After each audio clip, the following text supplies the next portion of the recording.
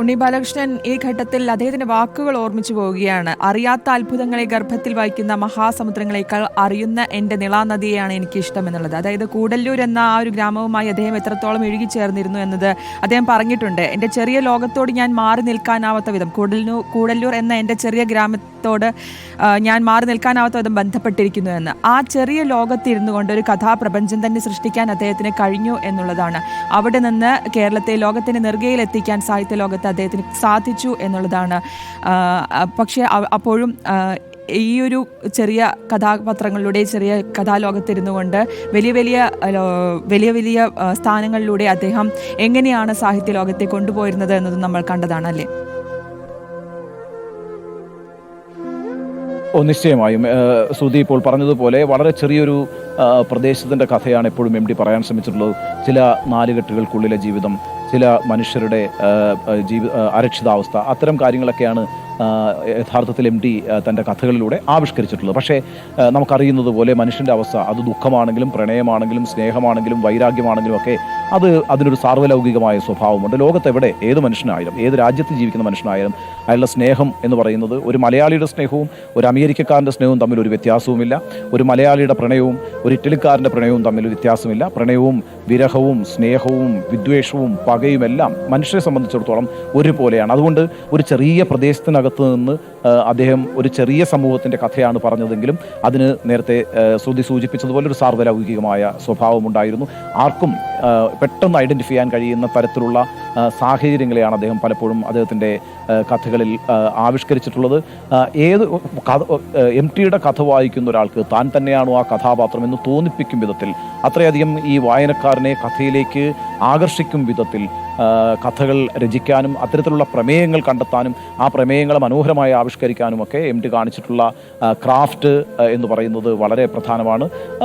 നിശ്ചയമായും ഒരു വള്ളുവനാടൻ അന്തരീക്ഷത്തിലെ ചില തറവാടുകളിലെ ജീവിതവും അതിൻ്റെ തകർച്ചകളും അതിനുള്ളിൽപ്പെട്ടിട്ടുള്ള മനുഷ്യരുടെ വേദനകളും അവരുടെ അരക്ഷിതാവസ്ഥയും ആശ്രയമില്ലാത്ത അവസ്ഥയും ഒക്കെ തന്നെയാണ് എം ടി ആവിഷ്കരിച്ചിട്ടുള്ളത്. പക്ഷേ ആ അവസ്ഥകളെല്ലാം തന്നെ എല്ലാ മനുഷ്യർക്കും വളരെ പെട്ടെന്ന് ബോധ്യപ്പെടുന്നതും താൻ തന്നെ അനുഭവിച്ച ഒരു പ്രശ്നമല്ലേ എന്ന് തോന്നും വിധത്തിൽ അതിനോട് ഐക്യപ്പെടുകയും താതാത്മ്യപ്പെടുകയും ഒക്കെ ചെയ്യാൻ പാകത്തിൽ ഉള്ള കഥാന്തരീക്ഷത്തെയാണ് എം ടി എപ്പോഴും മുന്നോട്ട് കൊണ്ടുവന്നിട്ടുള്ളത്.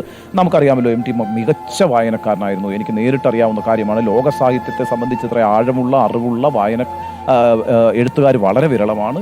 ലോക സാഹിത്യത്തെ നന്നായി മനസ്സിലാക്കിയിട്ടുള്ള, വായിച്ചിട്ടുള്ള ഏറ്റവും പുതിയ പുസ്തകം വരെ തിരഞ്ഞു പിടിച്ചു വായിക്കുന്ന നല്ല വായനക്കാരനായിട്ടുള്ള ആളാണ് എം ടി വാസുദേവൻ നായർ. ലോക സാഹിത്യം എങ്ങനെയാണ് സഞ്ചരിച്ചുകൊണ്ടിരിക്കുന്നത് എന്നതിനെ സംബന്ധിച്ച് വ്യക്തമായ ബോധ്യമുള്ളപ്പോഴും ആ രചനാ സങ്കേതങ്ങളെ ഒന്നും പിന്തുടരാതെ, അത്തരം പ്രമേയങ്ങളെ ഒന്നും പിന്തുടരാതെ, തൻ്റെ ഒരു പ്രാദേശികമായ ജീവിത ചുറ്റുപാടുകളിൽ നിന്ന് താൻ കണ്ടെത്തുന്ന കഥാന്തരീക്ഷത്തെയും താൻ കണ്ടിട്ടുള്ള കഥാപാത്രങ്ങളെയും ഒക്കെ വെച്ച് അത്ഭുതകരമായി കഥാവിസ്മയം തീർക്കാൻ എം ടി വാസുദേവൻ നായർക്ക് കഴിഞ്ഞിട്ടുണ്ട്. അതുതന്നെയാണ് എം ടിയുടെ ഏറ്റവും വലിയ മഹത്വം എന്ന് പറയുന്നത്. നേരത്തെ ശ്രുതി പറഞ്ഞതുപോലെ ഈ അറിയപ്പെടാത്ത ലോകത്തെക്കുറിച്ച് ഒരിക്കലും ഭാവനയിൽ എന്തെങ്കിലും തരത്തിലുള്ള വിചിത്രമായ കാര്യങ്ങൾ നിർമ്മിക്കാൻ ശ്രമിച്ചിട്ടില്ല. മറിച്ച് തനിക്കറിയുന്ന ഒരു പ്രദേശത്തെ, തനിക്കറിയുന്ന മനുഷ്യജീവിതങ്ങളെ അതിനെ അതേപടി ആവിഷ്കരിക്കാൻ, ഏറ്റവും മനോഹരമായ ഭാഷയിൽ ആവിഷ്കരിക്കാൻ ആണ് എം ടി എപ്പോഴും ശ്രമിച്ചിട്ടുള്ളത്. അതുതന്നെയായിരുന്നു എം ടി എന്ന എഴുത്തുകാരൻ്റെ വിജയവും. കാരണം ഒരു മലയാളിക്കും മനസ്സിലാക്കാൻ കഴിയാത്ത ഒരു വാക്കുപോലും തൻ്റെ കഥയിലോ നോവലിലോ വരാൻ പാടില്ല എന്ന് നിർബന്ധമുള്ള വിധത്തിൽ അത്രയും ശാഠ്യത്തോടുകൂടി എഴുത്തിനെ സമീപിച്ചിരുന്ന ഒരാളാണ് എം ടി വാസുദേവൻ നായർ. നിങ്ങൾക്ക് എം ടി വാസുദേവൻ നായരുടെ കഥയിൽ നിന്ന് ഒരു കഥ എം ടി വാസുദേവൻ നായരുടെ വായിച്ചു തുടങ്ങിയാൽ ആ കഥ പാതിയിൽ ഉപേക്ഷിക്കാൻ നിങ്ങൾക്ക് കഴിയില്ല. നിങ്ങളൊരു നോവലാണ് എം ടിയുടെ വായിച്ചുകൊണ്ടിരിക്കുന്നതെങ്കിൽ അത് ഒരു പാതി വഴിക്ക് ഉപേക്ഷിക്കാൻ കഴിയില്ല. കാരണം നിങ്ങളെ ആ നോവൽ അതിനുള്ളിലേക്ക് കൂട്ടിക്കൊണ്ടുപോകും, നിങ്ങളെ ആ കഥ അതിനുള്ളിലേക്ക് കൂട്ടിക്കൊണ്ടുപോകും. ആ അർത്ഥത്തിലുള്ള രചനാവൈഭവം എന്ന് പറയുന്നത് അപൂർവം എഴുത്തുകാർക്ക് മാത്രം ഉള്ള സിദ്ധിയാണ്. ആ സിദ്ധി വേണ്ടതിലേറെയുള്ള എഴുത്തുകാരനായിരുന്നു എം ടി വാസുദേവൻ നായർ. അതുതന്നെയായിരുന്നു അദ്ദേഹത്തിൻ്റെ വിജയവും. അതുകൊണ്ടാണ് ഓരോ മലയാളിയെ സംബന്ധിച്ചിടത്തോളവും എം ടി ഏറ്റവും പ്രിയപ്പെട്ട എഴുത്തുകാരനായിരിക്കുന്നത്. എം ടി വാസുദേവൻ നായരെ സംബന്ധിച്ച് എം ടി കഥകൾ എഴുതി തുടങ്ങുന്ന കാലത്ത് എം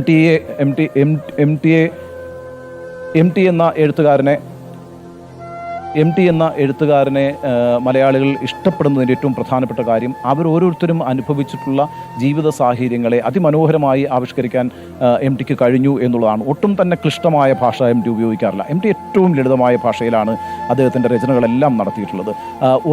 ഏറ്റവും സാമാന്യനായ സാധാരണ വിദ്യാഭ്യാസമുള്ള ഒരാൾക്ക് പോലും പിന്നെ കൃത്യമായി വായിച്ച് മനസ്സിലാക്കാൻ കഴിയുന്ന രീതിയിലാണ് അദ്ദേഹം എഴുതുന്നത്. അപ്പോൾ ആ അർത്ഥത്തിലൊക്കെ എം ടിക്ക് വളരെ പെട്ടെന്ന് യോട് വളരെ പെട്ടെന്ന് കണക്ട് ചെയ്യാൻ ഓരോ വായനക്കാരനും കഴിയുമായിരുന്നു.